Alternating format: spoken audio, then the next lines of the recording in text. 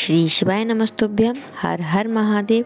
आज हम बात कर रहे हैं कि हमें महाशिवरात्रि पर क्या क्या पूजन सामग्री चाहिए होगी, किन किन चीज़ों की आवश्यकता होगी और किस चीज़ के करने से क्या लाभ मिलेगा, इस बारे में हम बात करने वाले हैं आज की इस वीडियो में। तो चलिए वीडियो शुरू करते हैं।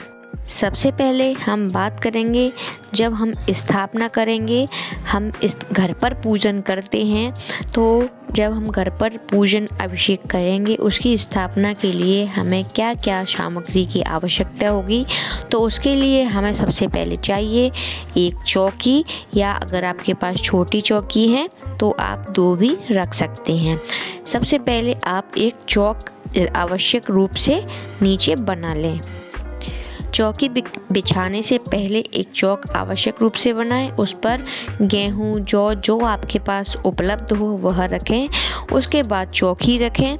उसके बाद चौकी पर बिछाने के लिए आपको वस्त्र चाहिए, जो कि सफ़ेद या पीला जिस पर आपके पास हो उपलब्ध वो आप बिछा सकते हैं।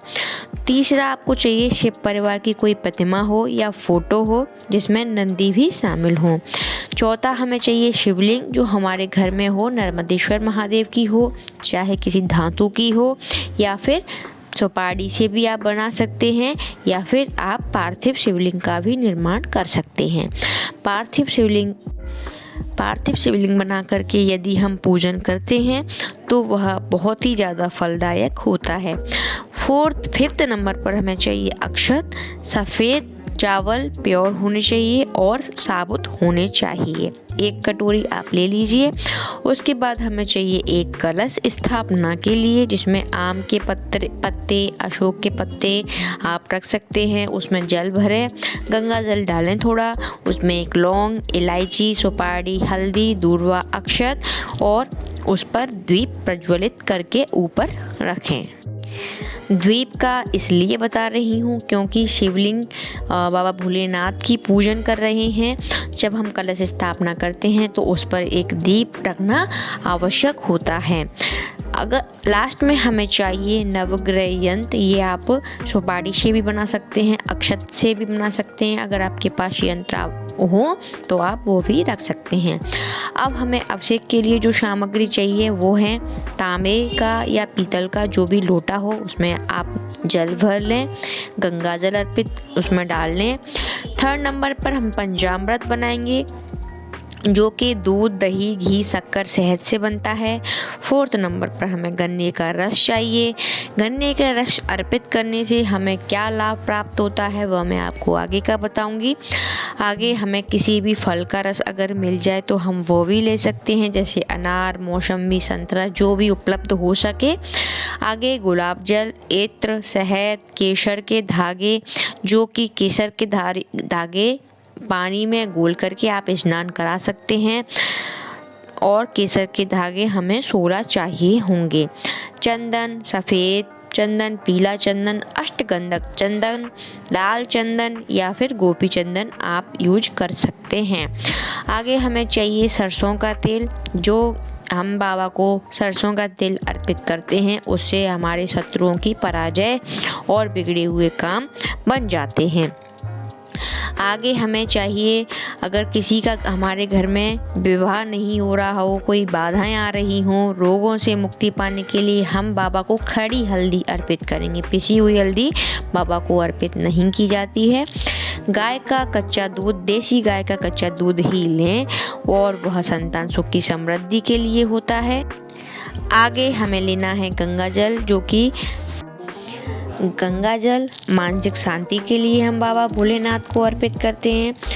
आम का जूस अगर आपको मिल जाए तो आप आवश्यक रूप से अर्पित करें। मार्केट का जूस इसमें यूज ना करें, प्योर आम का जूस ही लें, जो कि फेफड़ों रोगों की मुक्ति के लिए होता है।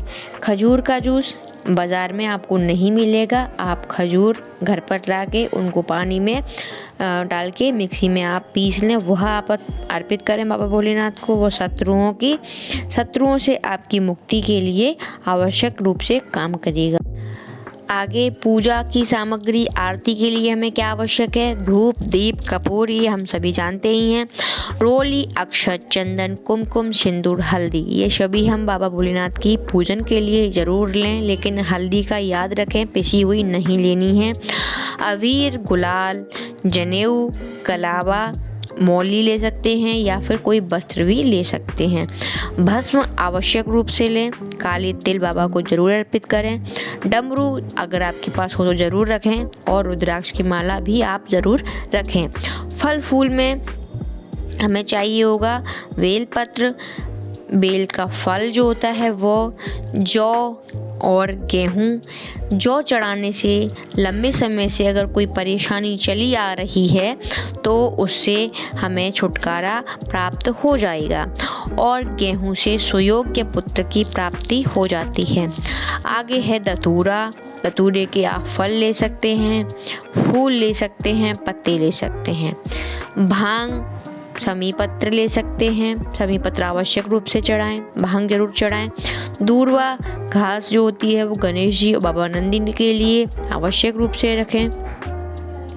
हरे श्रृंगार के फूल अगर आपको मिल जाएं।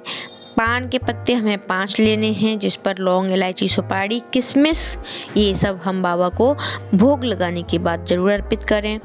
एक नारियल लेना है, पूर्ण नारियल हो, फटा नहीं हो, जटा जिसकी हो ऐसा हमें नारियल लेना है।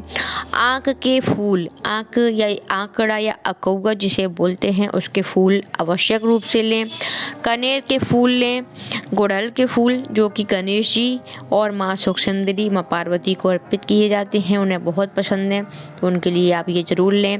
बाबा भोलेनाथ के लिए आप सफ़ेद फूल, अगर आपको वैसे फूल मिलते हैं तो आवश्यक रूप से लें। अगर कोई फूल नहीं मिलता है तो आप आंकड़े के फूल आवश्यक रूप से लें ही।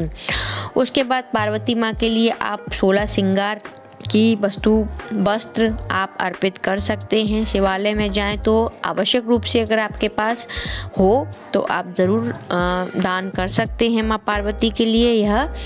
आगे हम बात करते हैं कि हमें क्या चढ़ाने से क्या फल मिलता है। तो गन्ना का रस चढ़ाने से सांसारिक सुखों की प्राप्ति होती है। दूध में अगर चीनी मिलाकर चढ़ाई जाती है तो बच्चों का जो मानसिक संतुलन होता है वह श्रेष्ठ होता है। और काले तिल चढ़ाने से समस्त पापों का नाश हो जाता है। मैं उम्मीद करती हूँ कि आपको मेरी ये वीडियो अच्छी लगी होगी, थोड़े ना बहुत पसंद आई होगी। अगर अच्छी लगे तो कृपया इस वीडियो को ज़्यादा से ज़्यादा लोगों को शेयर कीजिएगा, जिससे अगर कुछ वह भूल जाएं तो उनको याद रहे। क्योंकि प्रदीप मिश्रा जी, पंडित जी प्रदीप जी मिश्रा जी कल से अभिषेक कराने वाले हैं। हम सभी अपने अपने घरों में अभिषेक करेंगे, तो उसके लिए जो आवश्यक सामग्रियां चाहिए होंगी वह आपको थोड़ी ना बहुत इस लिस्ट से याद रहेगी, आपके लिए उपयोगी होगी। तो चलिए मैं आपसे विदा लेती हूँ। श्री शिवाय नमस्तुभ्यम। हर हर महादेव। नमः शिवाय। ओम नमः शिवाय।